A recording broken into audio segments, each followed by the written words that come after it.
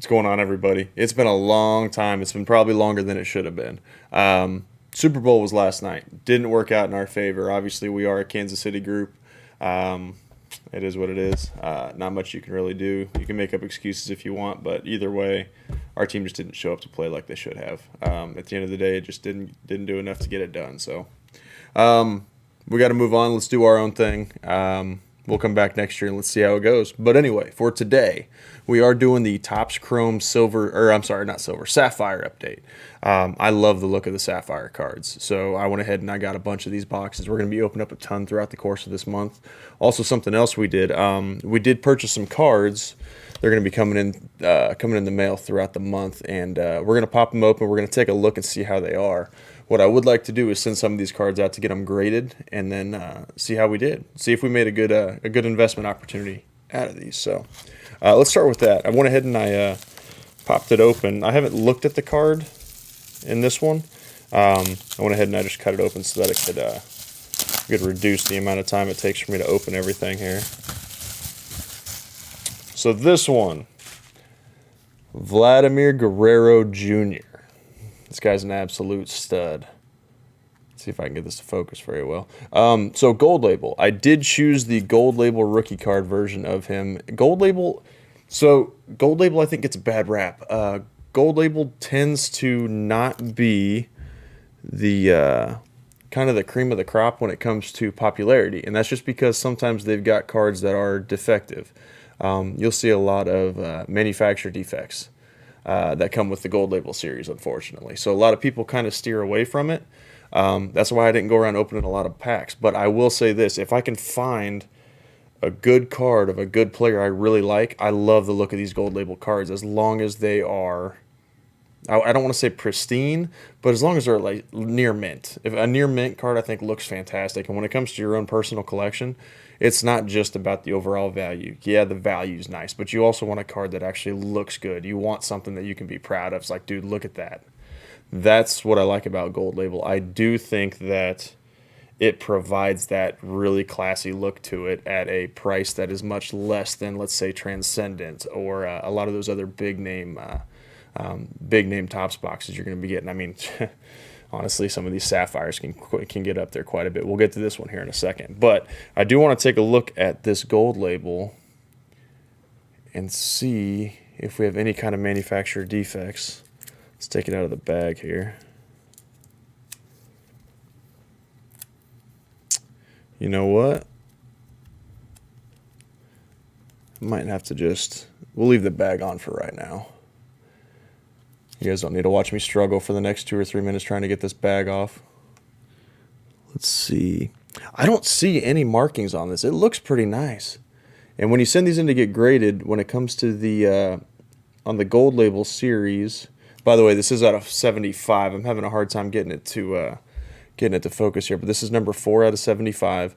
When it comes to the Gold Labels with this casing, the case around the outside border, I don't believe that either BGS or PSA grades that case. So if you have any marks or defects on that outer case itself, I don't think that hurts your overall value or overall grade of your card. I do believe it's strictly on the face of the card. Because I've seen some of these Gold Labels come back graded and the case has some smudges, has a couple of dings or whatever, and they still came back 10s. So that being said, I think this is a good purchase. We did spend over $100 on this card. We did spend a little bit of money, but it's one of those deals where it's going to be for our personal collection. We're going to see how he does, and if we get the right amount after we get it graded, we'll see what it comes back as. If we get the right amount, we might have to let it go, but for now, this is the plan to keep this one in the collection, and we'll see how it does. So, Vladimir Guerrero Jr., card number 1 this month. I would say I couldn't have asked for a better looking card. We'll see how it grades out in the end, but I think it looks fantastic. All right, so let's go ahead and get to Topps Chrome. The Topps Chrome Update Sapphire. I'm super excited for this. Big name cards in here. Randy Arozarena is the big rookie you want. If we can get an auto of him, that'd be huge. They do have chase cards in this set also. Ken Griffey Jr. I believe this is Ken Griffey's first time in the Sapphire set of any kind, any Sapphires. So that's huge. I'd be pretty happy with any Ken Griffeys you can get. Obviously, they have superfractors in these as well, the 1-of-1s. I don't know the ratio. I believe it's like 1 out of every 2 or 3 cases. I don't think it's 1 per case. I think it's harder to get than that. But let's see. The way it is set up, we are looking at 32 cards total. I believe it's 8 packs with 4 cards per pack. You are guaranteed 1 auto as well as 1 parallel in each box. And I don't recall which pack holds the auto, so if I run into it, I may put it off to the side and have that be the one of the later ones. We'll see. Let's see how it goes first. All right, pack number 1. Once again, I love the look of these Sapphire cards. I think they just look so cool. All right, so All-Star Rivals, Torres and Betts, Josh Fuentes, DV Gurlone, I think, and Ty France. All right, next pack. This one feels a little bit thicker than that last one. And actually, this does look like it's our auto, and I believe that was our base. I'm going to set it off to the side. We'll hold that one for a little bit later. I saw a backwards card, and it did look like a base. I believe I saw just this standard blue sapphire color. So, all right, Chris Martin. Here, let's do this. There we go. All right, so Chris Martin, Diego Castillo, Yadi Molina, and Chase Anderson. Let's see. They do have Mike Trout cards are always popping off on these. Who else other than Griffey and Randy Arozarena? I'm trying to think of who else they got in here. I do know some of the other ones. The checklist is a little bit down compared to what it could be. There's no Luis Robert in here. I do believe they do have a Luis Robert and MLB debut card, but that's considered an insert. That's not a true rookie card. Chris Sale, Pedro Martinez All-Star Game 99. Bryce Wilson. Still nothing too crazy.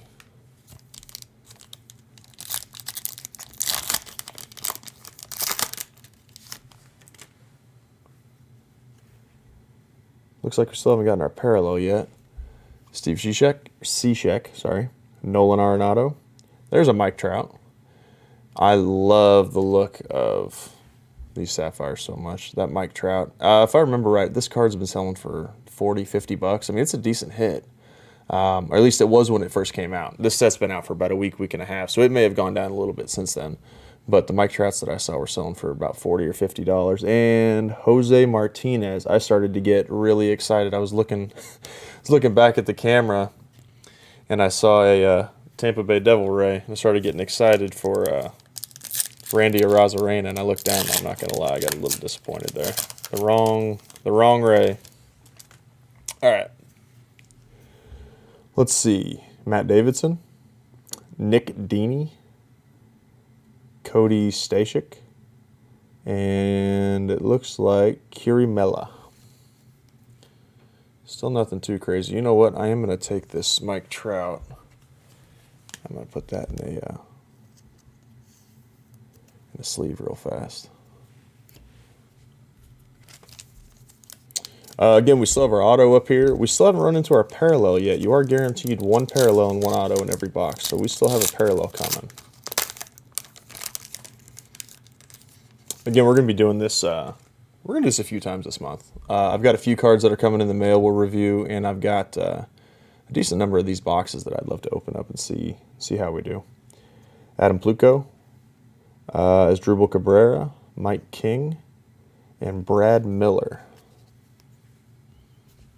All right, this should be our parallel. At least I hope, unless we manage to get the one error box that The one that I haven't seen yet that does not include a parallel. That would be a little disappointing, but... All right, Kyle Wright. That is not a parallel. It does look like our parallel is a green, though. Let's see if I can do this without ruining it. Alex Reyes. Kanan Middleton. Let's see what we can get. It's an Astro. So we do have a cheater, unfortunately. Let's see if it's is it a rookie? I don't believe it's a rookie. Active leader Zach Greinke. Okay, so all right, I'm gonna have to eat my words a little bit here. If I remember right, when the Astros got hit with that cheating scandal, Zach Greinke, I believe, was still playing for the Dodgers at the time. I don't think he was on that team, and we are a Kansas City-based team, and Zach Greinke did cut his teeth with the Royals. So I will say this, and honestly, if the Royals were a bigger market team and they can afford to keep him, they probably would have paid him the money, because this kid, he had his issues early on, but he turned out to be a pretty solid pitcher. This is numbered 23/45. Decent looking card. I'll call it a hit. I do like it. It's not huge, but you could definitely do a lot worse based on what the checklist provides in this set. So, all right. So as Yasmani Tomas.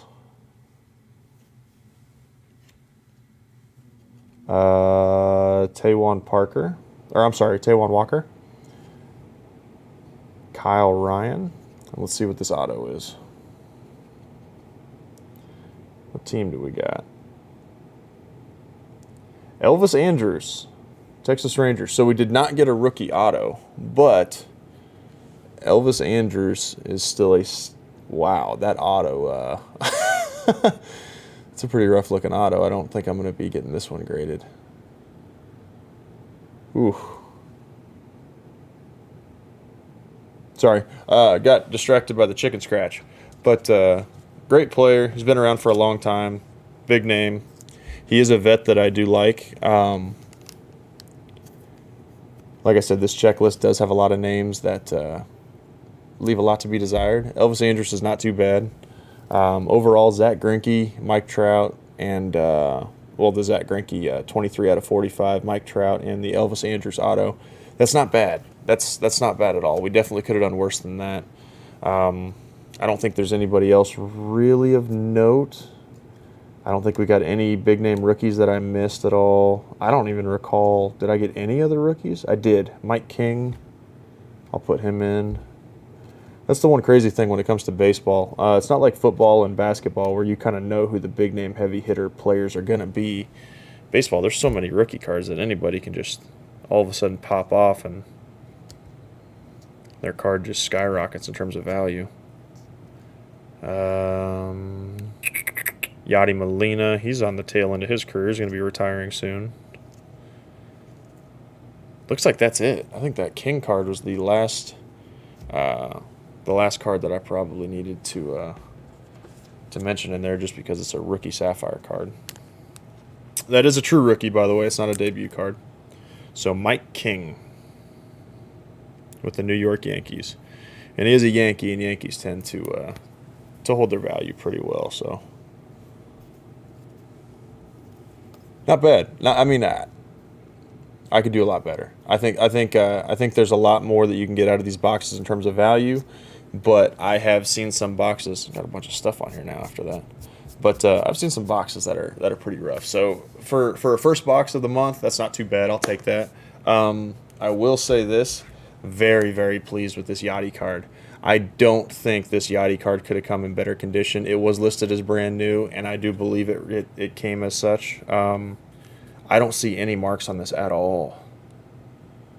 Granted, I am looking through a sleeve, but that's all right. Anyway, thank you for coming down. I hope you had some fun. Again, we're going to be doing a few of these throughout the course of the month, and I'll catch you guys next time. Thanks for stopping by. Later.